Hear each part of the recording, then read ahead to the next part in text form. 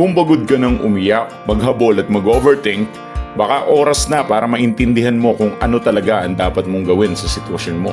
I'm Coach Base, isang veteranong breakup specialist sa maraming taon na nag-aaral ng relationship psychology at nagbibigay ng specific advice based on your situation na walan, iniwan, or gustong mabawi ang ex nila after breakup. Our private coaching para sa seryosong gustong ayusin ang love life niya, message mo ako sa FB na nasa link na nasa comment section or yung link na nasa description. Dalawang step lang naman ang hinihingi ko para magawa mo to. Dalawang steps lang ang hinihingi ko. Pero sundan mo ng maigi tong video na to or ulitin mo siya kasi baka mahirapan kang maintindihan siya. Alam mo naman ako, hindi ako AI. Ako si Coach Base, dire-diretso lang ako magsalita. And kadalasan kapag nagtuturo ako, as you can see, I'm a very fluent speaker. Wala akong script na binabasa. It means kung ano lang ang lalabas sa isip ko, yun ang sasabihin ko. Hindi dahil pabara-bara ako, kundi dahil ito yung experience na naranasan ko for how many years na dito sa Philippine Dating Coach. Nothing is new. From heaven and earth, walang bago sa lahat ng mga ituturo ko.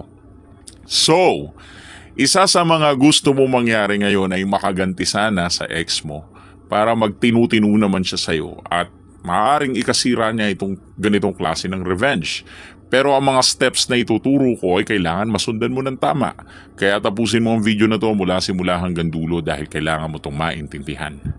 Step 1. Unang step ay kailangan ibalik mo siya sa dati niyang na-feel sa'yo. Meron tayong tinatawag na Okafor Law. Ang ibig sabihin nun, kung meron na kayong naging kayo na dati, kaya niyong bumalik dun sa dati. Am I making sense?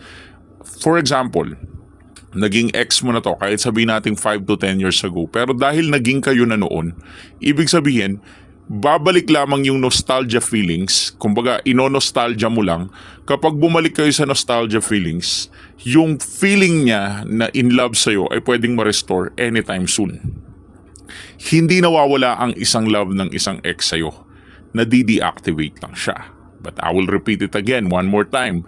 Parang bomba yan na hindi pa sumasabog. Basta nandyan lang yan, nakalagay lang yan dyan.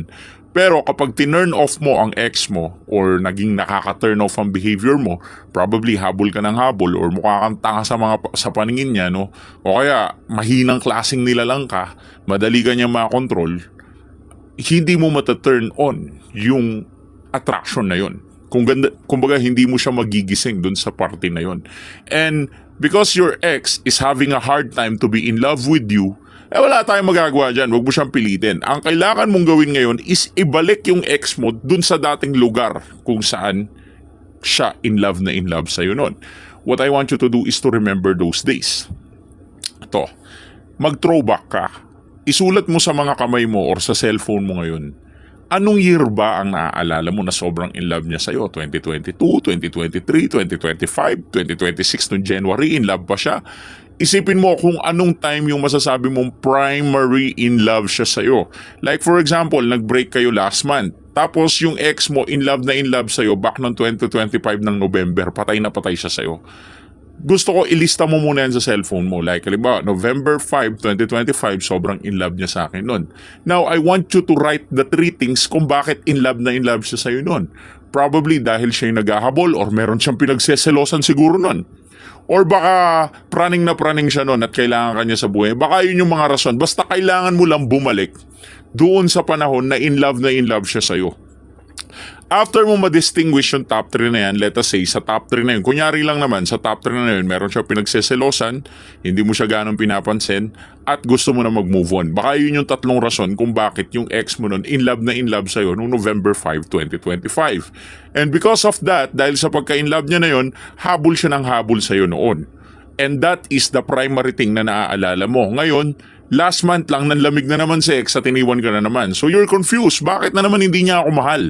Ngayon, ang gagawin natin, kailangan mong bumalik dun sa original feelings mo noong November 5, 2025.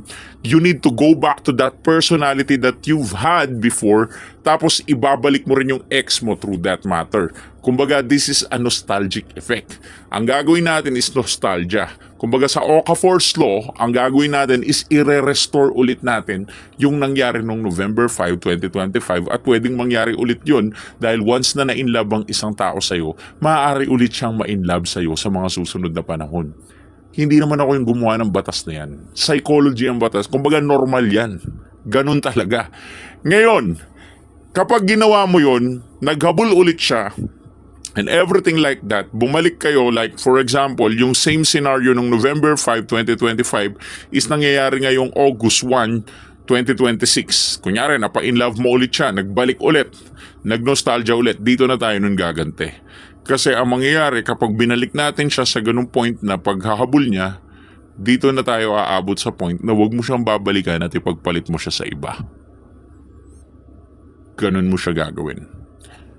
Kumbaga, kailangan mo na siyang palitan. That's my requirement. Kung gusto mo makaganti at masiraan siya ng bait, that's how you do it.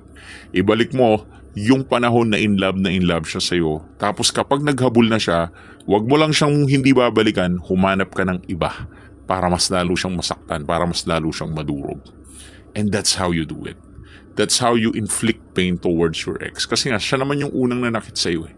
And this is my going to, alam mo yun, it might be the best strategy that you will use kung gusto mo lang talaga magsisi, ma-realize niya yung mga pagkakamali niya at makaganti ka sa kanya. Yun lang naman yung pangalawang step. Okay, ulitin ko. Unang step, bumalik ka sa mga panahon na mahal ka niya. Mag-write ka ng 3 things kung bakit mahal na mahal ka niya. I-apply mo yung 3 things na yun na dati di ka naman naghahabol, dati ganito ginagawa mo, di mo siya pinapansin, pinapaselos mo siya, nababaliw siya sa'yo. Then gawin mo ulit yung bagay na yun. And then step 2, once na naghahabol na siya sa'yo, huwag mo siyang balikan, tapos humanap ka ng iba. That's how you smash her or his feelings. Ganun mo dudurugin ang feelings ni ex. Anyways, kung medyo vague pa rin yan at kailangan mo talaga ng specific na strategy na sa sitwasyon mo na sobrang specific, give us a message sa Philippine Dating Coach para at least magkaroon ka ng clarity about that. Nandyan lang sa comment yung link ng Facebook page natin. Thanks for watching!